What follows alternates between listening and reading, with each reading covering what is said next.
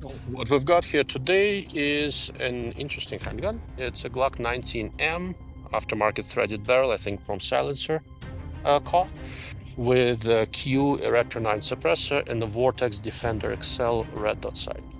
And the primary topic of the conversation today is the Defender XL.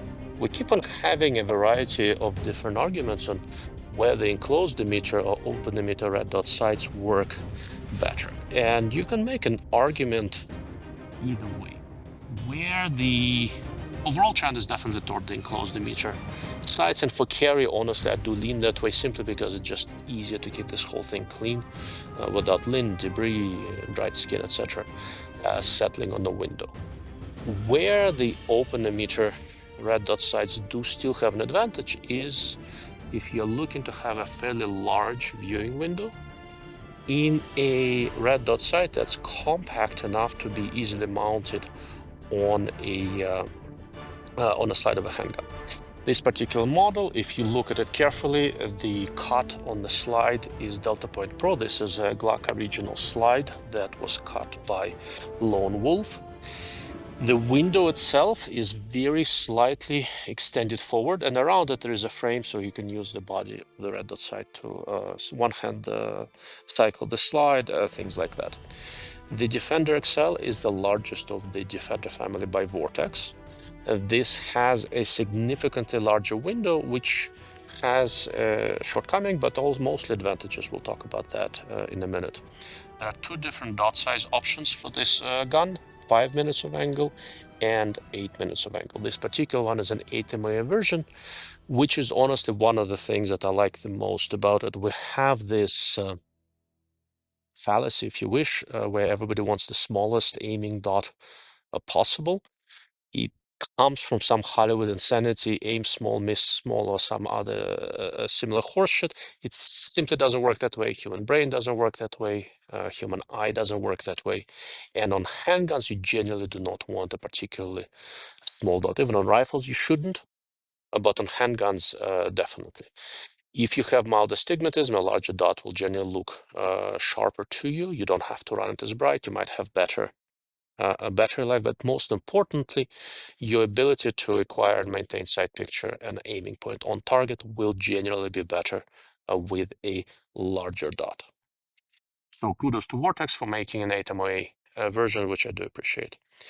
In terms of image quality, red dot sights are really very simple optics. In theory, you'd think there is not that much to do there, yet when you start looking at them, all sorts of things come through. Some have super heavy tint, others have significant distortion, others have significant parallax. With the newer ones made by reputable manufacturers, a lot of these problems slowly go away, and the Defender XL is probably one of the better examples of it.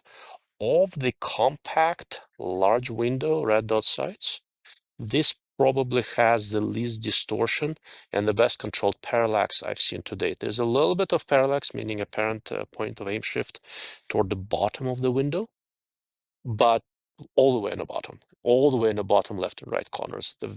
I'd say 90% of the window by area, I am not seeing enough parallax shift to impact my shooting in any way, shape, or form. Achieving this sort of a performance in an enclosed red dot sight with the same basic footprint and overall size would be, I think nearly impossible. As far as durability goes, I test the sample of one, so there's nothing really I can tell you about that, other than when I talked a little bit to guys at Vortex about it. They were deeply unconcerned about anything I might do to it, and they know me well enough to be concerned. So I'm going to go ahead and assume they did some ridiculous amounts of testing on it. I have some evidence that they have, well, because of some of the other things that I do.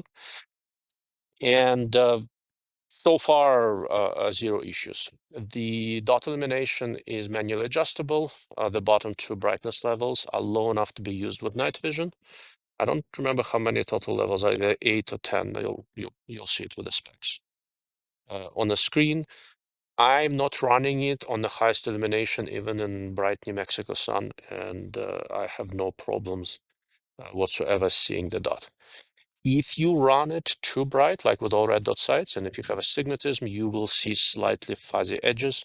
But unless I'm running it super bright, the dot looks nicely sharp and defined to me.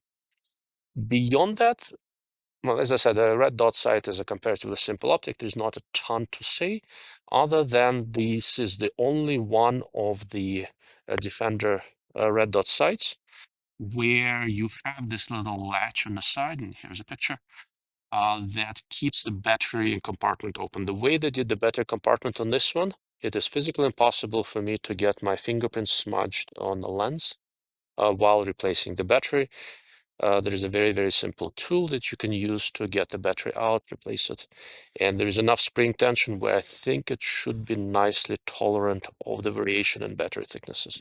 Every once in a while, we have these red dot sights that blink, you lose the dot, and we start blaming the slide, the optic, etc. Usually it's the battery. So not all 2032 batteries are created equal.